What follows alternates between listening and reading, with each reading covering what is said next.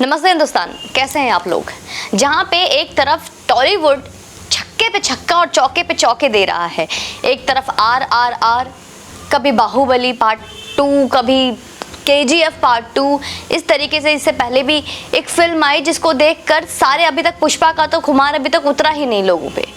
तो टॉलीवुड और south Indian movie यूं कहूँ कि जिस तरीके से चल रहा है, तो जैसे एक तरफ कांग्रेस मुक्त भारत का अभियान बीजेपी लेकर चल रही है, तो यूं कहूँ कि साउथ इंडियन फिल्म भी जिस तरीके से आगे बढ़ रही है और लोगों पे जिस तरीके से उनका क्रेज चढ़ रहा है, तो बॉलीवुड मुक्त भारत भी बहुत जल्द हमें देखने को मिलेगा। और जितने भी ये खान गैंग हैं, वो जिस तरीके से हमें बेवकूफ़ बना रहे थे, वो भी हमें बहुत जल्द समझ में आ चुका है। जहाँ पे हर फिल्म पटकनी खा रही है, वहीं पे एक बार, क्या आपको पता है, शाहरुख बताने वाले हैं अब घुसपैठिए होने का फ़ायदा। पहली बार मैं शाहरुख खान से बहुत खुश हूँ। इतना ही क्या बताऊँ, दरअसल शाहरुख दुनिया भर से एक ऐसा राज साझा करने वाले हैं जिससे पूरी दुनिया परेशान है। मुझे तो खुद लगता है वो भी वही है। जी हाँ, सही समझे आप, मुसलमानों के शरणार्थी होने का राज वो खुद बताने वाले हैं। क्योंकि जिस देश में ये एक बार शरणार्थी बनकर पहुंचते हैं, फिर उस देश में शांति अशांति में बदल जाती है। अब जब शाहरुख इतना बड़ा एहसान कर रहे हैं दुनिया पर, तो उनसे खुश होना तो बनता है ना। अब आप कहेंगे शाहरुख करने क्या वाला है, तो सुनिए, वो एक फिल्म बना रहा है जिसका नाम है डंकी। जी हाँ, डंकी मीन्स गधा। अब आप कहेंगे कि ये वाला डंकी नहीं है जो आप बता रहे हैं। भैया सुन लो, टाइटल जरूर डोंकी है, पर डोंकी ना होकर डंकी है।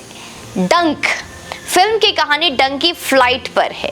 क्या होता है ये डोंकी फ्लाइट, तो मैं बताती हूँ आपको। जब कोई देश आपको सीधे रास्ते से प्रवेश करने की अनुमति ना दे, यानी कि घुसने ना दे, तो बैक डोर से घुसने का जो तिकड़म लगाया जाता है, उसे कहते हैं डोंकी फ्लाइट। अब शाहरुख जब ऐसी फिल्में कर रहे हैं, तो हर बार अमेरिका के एयरपोर्ट पर उन्हें निर्वस्त्र करने की घटना अचानक ही दिमाग में आ जाती है।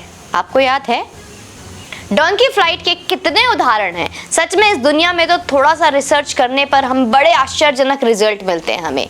डोंकी फ्लाइट यानी कि इल्लीगल इमिग्रेशन का सबसे ताज़ा उदाहरण है बांग्लादेशियों का हिंदुस्तान में आना। जिस तरीके से आज भी इस बात पे हड़कंप मच रही है। देश में एक राज्य है पश्चिम बंगाल, जहां राज करती है ममता बनर्जी। अब वो मुख्यमंत्री थोड़ी हैं, उनके बाप का बंगाल है। जी हाँ भाई, तभी तो हम शासन नहीं राज करते हैं बोल रही हूं मैं। उनके बाप का ही तो है बंगाल। कई वीडियो आपने देखा, उनके कोर वोटर्स में से एक बड़ा सबका बांग्लादेशी है, जो बंगाल में रहते हैं और बांग्लादेश से फ्लाइट पकड़कर भारत आए हैं। और अब उसी को बांग्लादेश की बस से दिल्ली भी छोड़ा जाता है। इसी तरह एक देश है स्वीडन, 12 वर्ष पहले तक का दुनिया का सबसे शांत देश और सबसे सुखी देश था, लेकिन अचानक डोंकी फ्लाइट पकड़कर वहां भाईजान लोग पहुंच गए और फिर जो बवाल काटा है ना, वो तो हम सब ने देखा है और हम सब देख रहे हैं।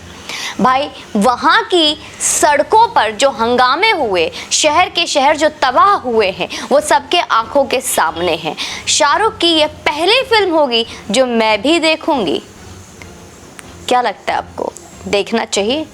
शाहरुख इसके बाद आतंकवाद नाम से भी फिल्म बनाए और पूरी दुनिया के सामने वो राज भी खोले, तो कौन सी किताब से वो आतंकवादी बनाते नहीं बल्कि पैदा करते हैं, ये बताना भी ज़रूरी है। कि शाहरुख को ये बताना ज़रूरी होगा कि आतंकवादी कैसे पैदा होते हैं। तो ये शुरुआत किया है खान गैंग ने अब अपने बारे में बताने के लिए। इतना ही नहीं, आपने देखा किस तरीके से इसी डंकी और इसी तरीके से डोंकी फार्मूला के बगैर एक वीडियो भी सामने आया।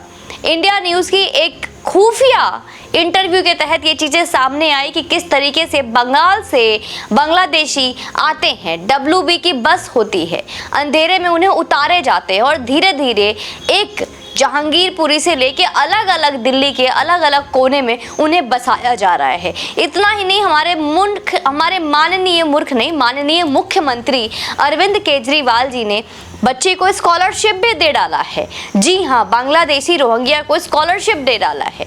उनके सहकर्मी अमनतुल्लाह खान जी हर तरह से पूरी कोशिश कर रहे हैं अपने रिश्तेदारों को कहीं कोई तकलीफ ना हो, कहीं कोई कष्ट ना हो, इसके लिए उन्हें कूलर, एसी, टेंट, राशन, पैसे, हर चीज़ तरीके से मदद कर रहे हैं। वहीं पे कश्मीरी पंडित कहाँ हैं और इस तरीके से जो वहाँ से भागकर लोग आए हैं उनको देखने वाला कोई भी नहीं है। तो इतना दोगलापन क्यों भैया?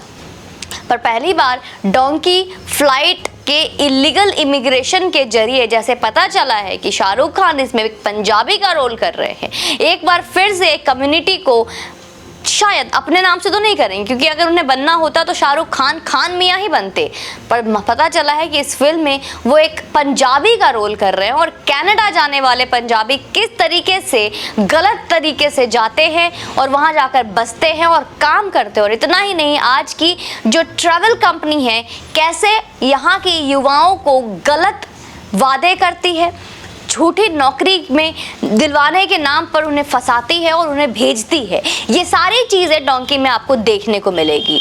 तो शाहरुख खान जी ने फिर इस बार और बॉलीवुड ने एक बार फिर से करवट लिया, दिखाना तो कुछ और चाह रहे हैं, लेकिन एक बार फिर से उन्होंने सिख कम्युनिटी को, पंजाबियों को टारगेट करते हुए ये फिल्म बनी है। दिखाना था तो अपना नाम में क्या बुराई थी भैया?